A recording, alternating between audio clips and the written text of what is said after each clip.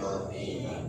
Before the final blessing, of course, I would like to congratulate po kayong lahat na mga taga-Eldorado at GK. So you have a good kitchen, kita ko sa likod, at pwede na kayong magluto ng ano ang man ang gusto ninyo. Bahala kayo.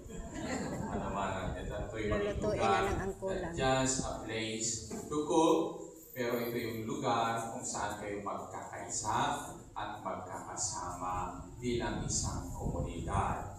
Ito ay ginawa hindi para sa individual, but para sa buong komunidad ng Eldorado.